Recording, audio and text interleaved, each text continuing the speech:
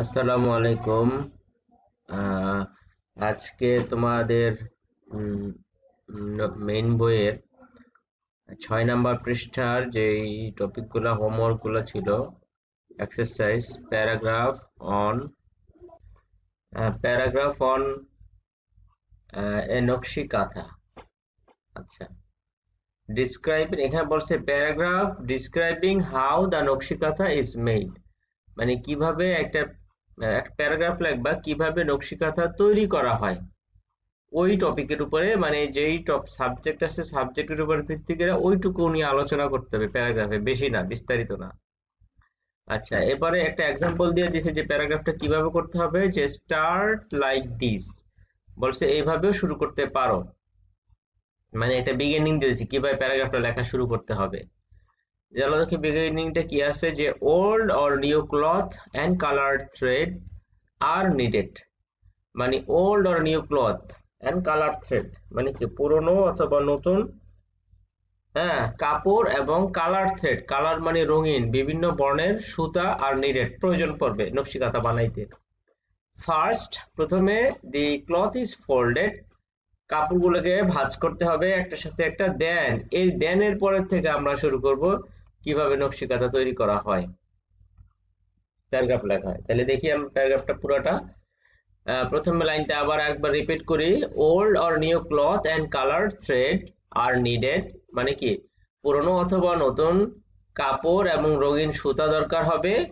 First, প্রথমে the cloth is folded, কাপড়গুলোকে ভাঁজ করা হবে, ভাঁজ করা হয়। অ্যান্ড দেন, এরপরে দি ক্লথ ইজ, এখানে অ্যান্ড দেন এর অ্যান্ড এর দরকার নাই,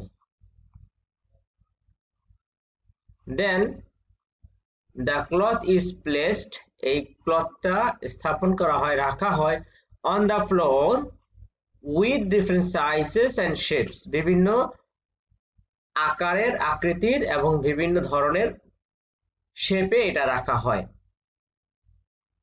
আফটার দ্যাট, এরপরে the 4H of the fabric, মানে ফ্যাব্রিক মানে ক্লথ বা কাপড়, 4H হচ্ছে চারটা কিনারা বা প্রান্ত, চারপাশ, ওই কাপড়ের চারটা পার্ট বা চারটা কিনার ধার, ইজ স্ট্রিচ, এটা সেলানো হয় প্রথমে টুগেদার, একত্রে, মানে চারটা ফোল্ডকে ভাঁজ করার পরে কাপড়ের চার পাশটা আগে সেলানো হয়, স্ট্রিচ মানে সেলানো হয়, টুগেদার মানে একত্রে।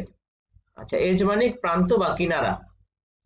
দেন এরপরে 2 or 3 rows of large running stitch are added the fabric together, এরপরে 2টা অথবা 3টা রো মানে কি সারি, হ্যাঁ,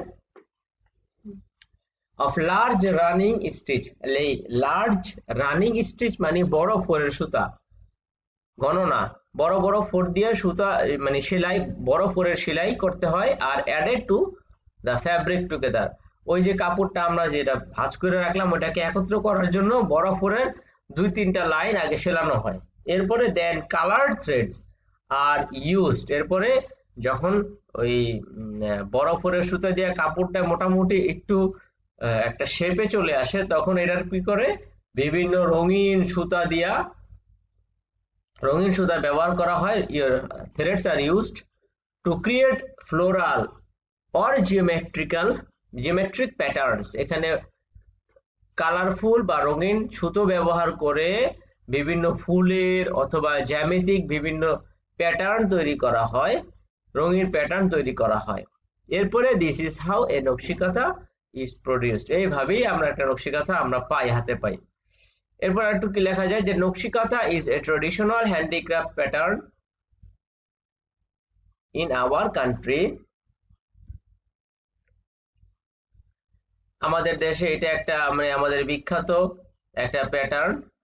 এরপরে বলছে যে উই ফাইন্ড নকশি কাঁথা এভরিহোয়ার ইন বাংলাদেশ, বাংলাদেশের প্রায় সব জায়গায় আমরা পাই, স্পেশালি ইন রুরাল এরিয়াস, বিশেষ করে গ্রামীণ অঞ্চলে।